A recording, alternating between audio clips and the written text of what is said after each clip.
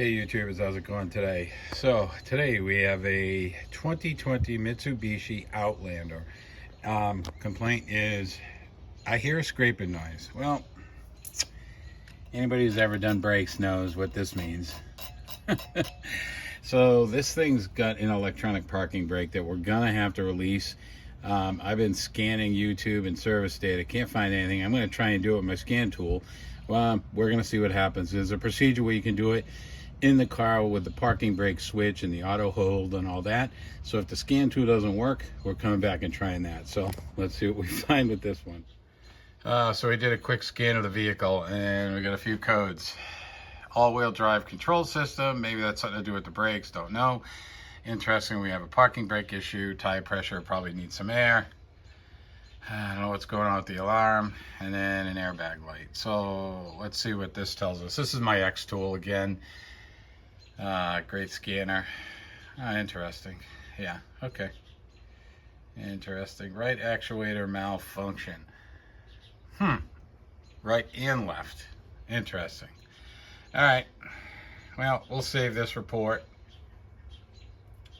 and reset the codes, and then I'll try and release the parking brake. We'll see how that goes. Okay, so after resetting the codes, the only thing that came back was the tire pressure sensor lights. So we'll see what that does. We'll play with that later, but using my X tool A30D for anybody who's interested. I'm gonna go into special functions. I'm gonna see if we can do where you hiding? Right here. Parking brake reset and see what this does for us. We should hear a noise if this thing is working. Just gonna hit Mitsubishi. Gonna initialize with the vehicle. Some of the newer vehicle actually have it right in the radio, but I didn't see that online. I may play with that next if this doesn't work. Interesting. So let's do an automatic detection. We'll read the VIN. Got the VIN, got the model, parking brake. Okay, so it's going to do some testing. I don't know what this means. So it says we can do an actuator test. So that's what we're going to do. We're going to fully release it. I don't know what this is. First time for me. Interesting. Okay, so let's do this. Let's go back. Let's do this. Let's do this.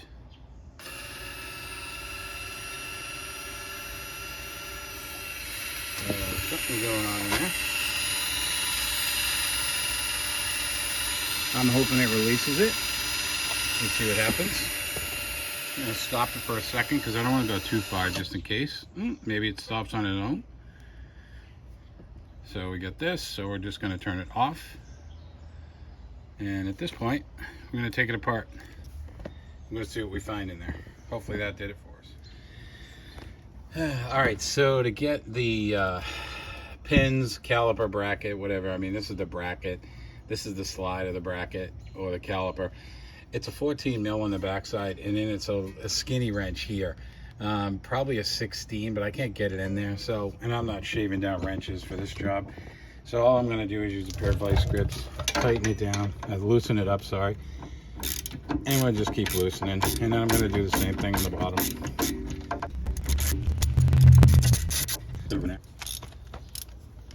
See if we can crack the bottom one. Tough to get a wrench in here too. I don't want to kill that brake line. Yeah, definitely got some lock head on there.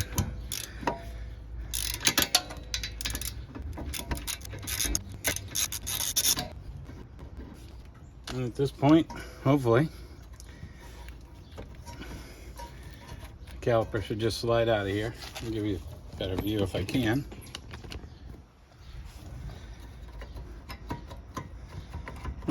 Interesting. I don't know. No, it didn't actually release. It actually pushed it back out, so I may have to do that all over again and see if I can go the other way with the parking brake. See what happens. So when all else fails, I've tried everything. There's some couple YouTube videos online that say flip the parking brake switch back and forth, hit the auto hold, It's supposed to work. It wouldn't work for me. So going back to basics, to hell with the scan tool. I know that there should be 12 volts on this parking brake when I engage or to disengage it. All they do is reverse polarity to get it to retract, or come out or retract. I'm simulating it with a 12 volt power supply. Could I use my power probe? Sure could, but this is quicker and easier to get to. Now, word to the wise, you're gonna be really careful with this, because if you hook it up in the direction to push it out, it's just gonna keep pushing out. So what you need to do is figure out which way the polarity is to get it to retract. But at the same time, you don't want to put too much pressure on this piston while it's retracting. You don't want to damage the motor. So I'm going to show you what I'm doing here, which is I'm going to turn on my power supply. You'll hear the motor, and I'm going to slowly bring this in as far as I can go. And I don't want to go too far. Now, once I get it to where I want it, at this point, I'm guessing the motor hit a detent stop. At least that's what I'm hoping. If I want to test it, I just reverse the polarity of these pins, which is what I'm going to do next. And what that will do is it's actually going to push the piston back out.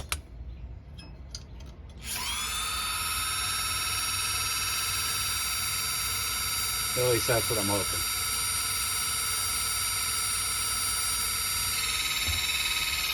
There it goes. Yep. Okay. You get the idea. So I'm going to retract this back, save you guys the time of watching me do that again.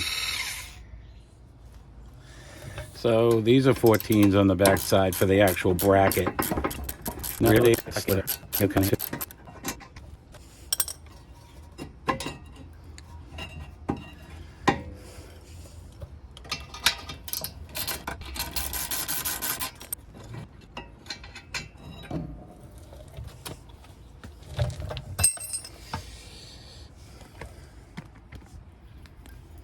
Yeah, not much pad in there.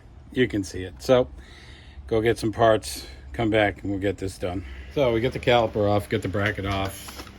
These are the brakes I'm using, the pads anyway, if it matters. We're going to pull out these pins. This one actually spins okay. This one's a little seized up, so we're going to grease them, but we take these out. You want to make sure you take them out, put them back in the same spot. These pads are pretty well shot, as you can see. Not much left. So, a couple things. On some brakes I've seen, you have your warning clip here that gives you that scraping noise. So we want to make sure we put this back on. And sometimes it's only on one pad. In this case, it's on both pads. So I'm going to put it back on, same way. So this is a brand new one. Just fits in the clip. And I got it in the new hardware, and that's just going to slide in just like that. And then we'll do the same thing on the other side. And this one's kind of frozen up in there, but wow, this pads are pretty well shot. And that's our clip. And again, I just want to make sure it's going to be on the right side.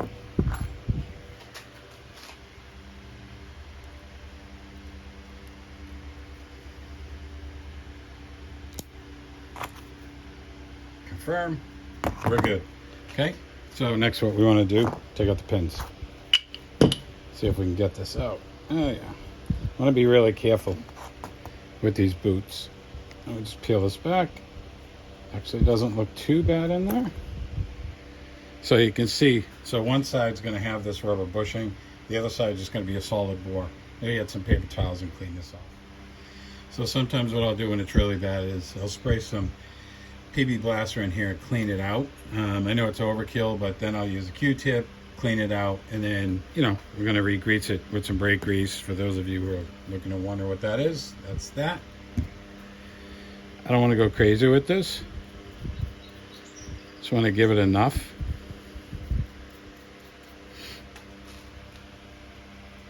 If I put too much in, we'll actually seize it inside, and then your brakes are going to prematurely wear.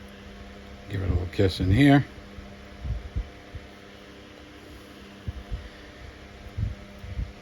Press this in, spin it. At this point, I just have a little bit too much. So just clean it off a little bit. There we go. go. Also, I just want to make sure I got a little bit of lube on that boot.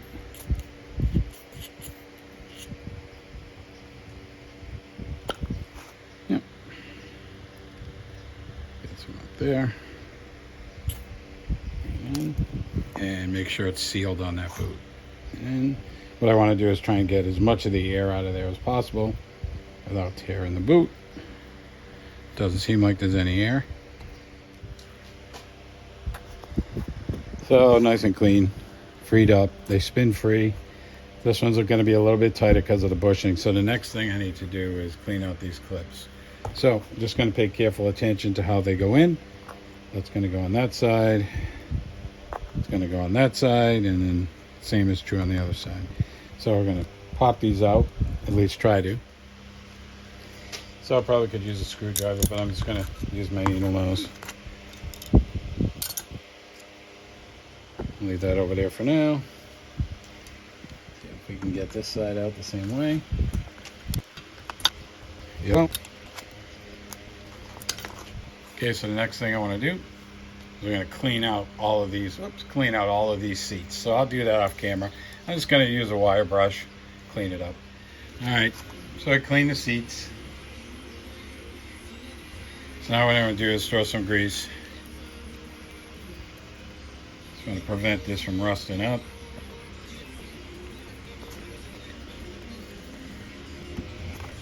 So when I put these clips in, make sure these teeth are on the top and the pin is facing in that direction. So this is just going to hopefully press in. Be a little interesting, but now it's in. Hopefully you guys can all see that. And now same thing with this one. That's the direction we're looking for.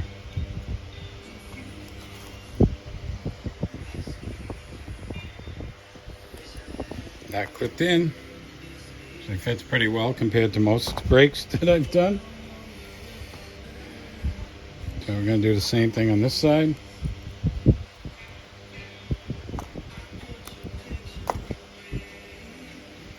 Really helps to make sure you clean it off. So I got a bunch of hardware in there, and that's why I'm sifting through. Make sure I got all the right ones, because we're going to do the other side, but I won't film that. Okay, so those are all in. So now the pads, we bring it back to this position. Remember, the clip was going towards the front. And these, I'm not going to grease in there. You should be able to just twist these so they fit in. Or not.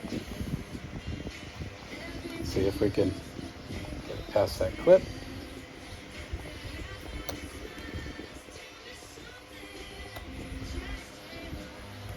There we go. Okay. So now you can see how it's in there, and we'll do the same thing on the other side. So I already cleaned off the wheel bearing hub. I threw some anti-seize on there. I've already cleaned off my brake rotor with some brake clean to get rid of all the oil during manufacturing. So now what I'm going to do is just slide this on. I'm going to mount our caliper bracket next. Slide our pads over the rotor.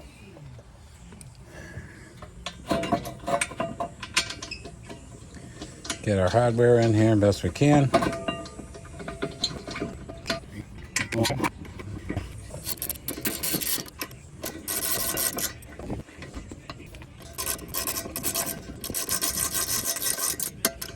So I don't have a torque spec for this. You guys can throw that in a comment if you like. And by the way, if this video is helping you, like a subscriber would be great. If not, tell me why.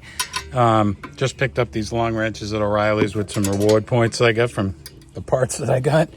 I'm just going to torque this down with this wrench, and then we'll come back later, torque them down.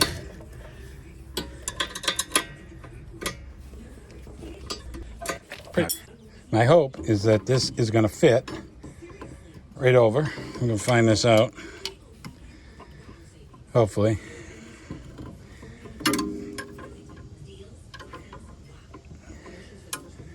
Yep. Okay, cool.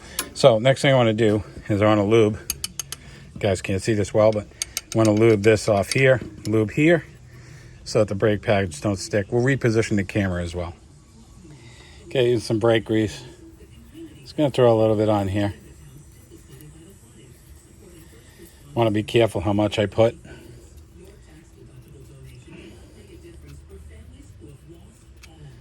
Because I really don't want this ending up on the rotor or the pads. Here's my can. Here's my can. So, let's slide this on. Actually, before we do that, let's get our electrical connector for the e-brake. Probably going to set some codes because we unplugged it. But we'll see. It's going to be tight. Just don't want to rip the boot. There she goes. Perfect.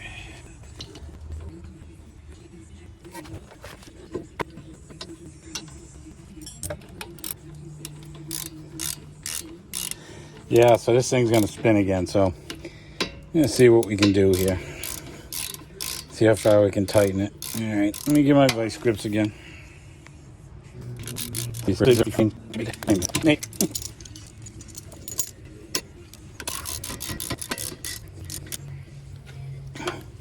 That's good. Let's see if we can pop this one off, that one off. Okay, well, at this point, yeah, we're good. We'll get to the next side, and then what I'll end up doing is hopping in the car, turning the key on, put my foot on the brake, hitting the parking brake to get these guys to engage in the position they should be in, and then we should be good to go. I'm not going to film the rest of this, but if this helped you, let me know. If it didn't, let me know. You guys have a great one. We'll see you next time.